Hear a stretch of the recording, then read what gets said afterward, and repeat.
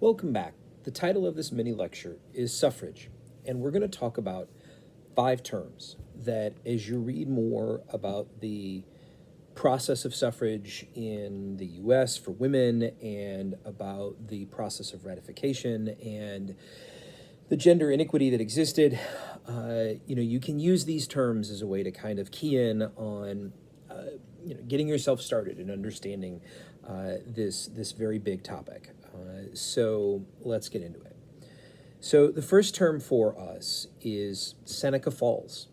Okay, so the Seneca Falls Convention, and then of course the Seneca Falls Declaration, which occurs in 1848, is often seen as kind of the kickstarter of suffrage activism and women's rights struggles sort of in the US.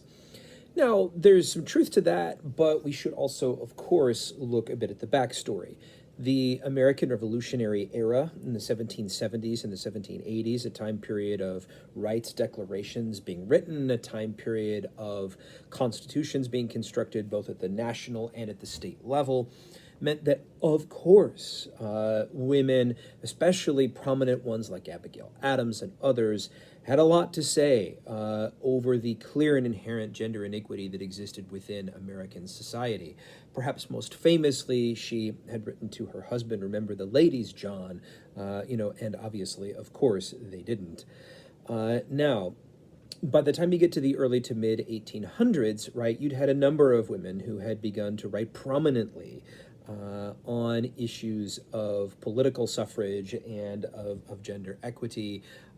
Certainly the Grimke sisters would be among them. And in 1840 or so, you have a number of women who travel to London to participate in the global anti-slavery conference and meetings that are happening there. Now, these women from the U.S., such as Lucretia Mott and others, are going to find themselves, of course, separated and segregated in this space.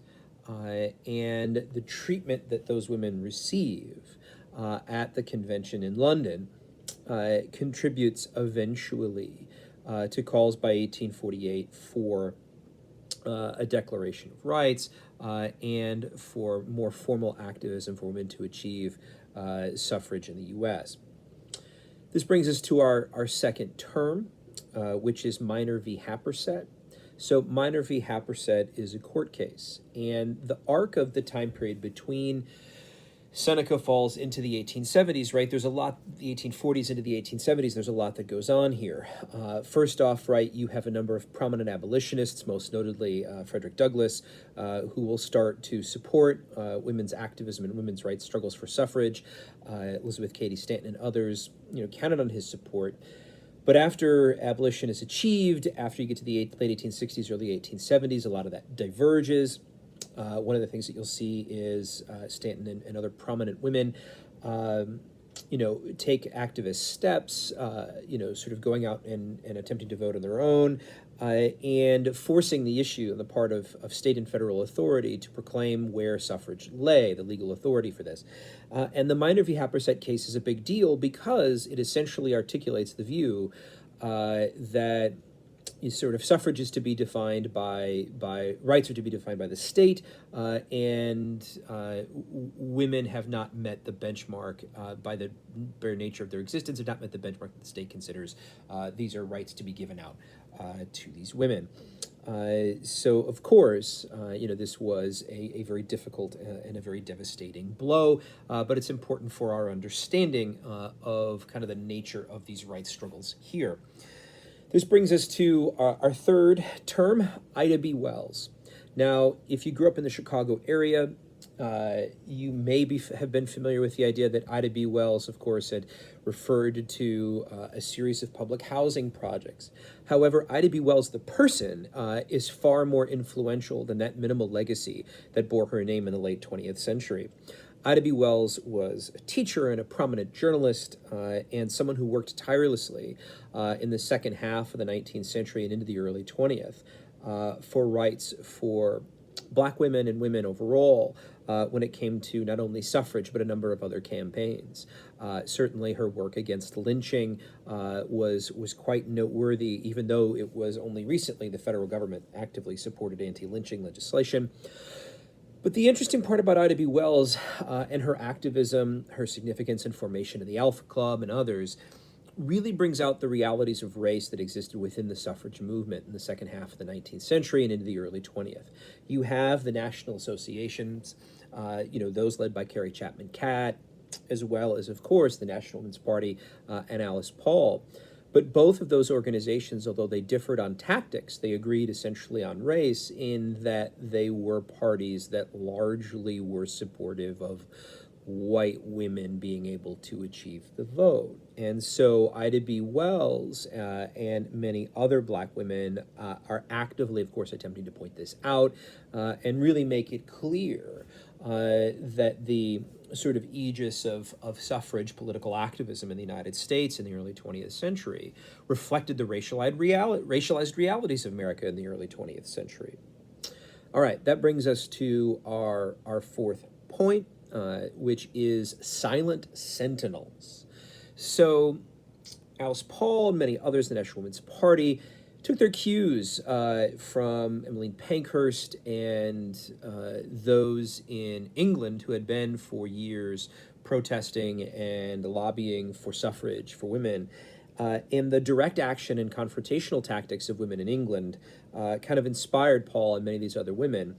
Now, you're not going to see the level of sort of property destruction and things like that, but the thing that you will see from Paul and many of these other women is they're going to take the lead in trying to essentially showcase the nature of the importance of suffrage and why it cannot be ignored. And they're going to do this in front of the White House. And they're going to do this in front of the White House during a war.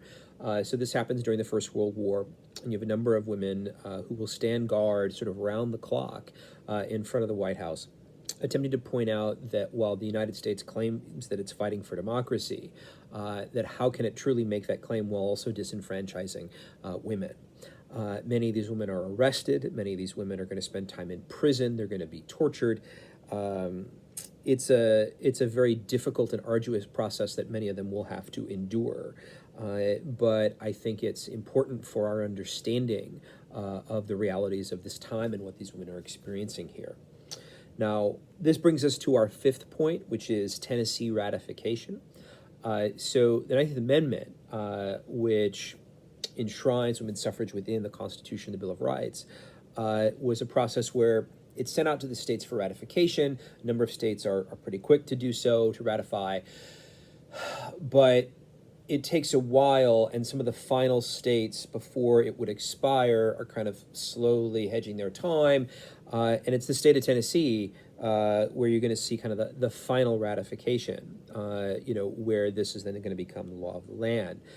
And there's a few interesting elements with that. So certainly the racialized sort of aspects of the American South in 18, 19, and 20, right? There's that part of it. There's converging forces in terms of the kinds of activism. And the other thing I think that it's important for us to take note of is that we cannot basically assume that just because suffrage was achieved as an amendment, that all women, regardless of race or class, are able to functionally walk into a voting booth and vote right in the next election.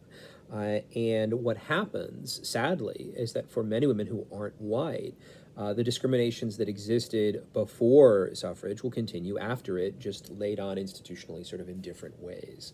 So for many black women and others around the country, though suffrage was at least nominally achieved, it doesn't make it sort of to them, for quite some time. All right. Thank you so very much.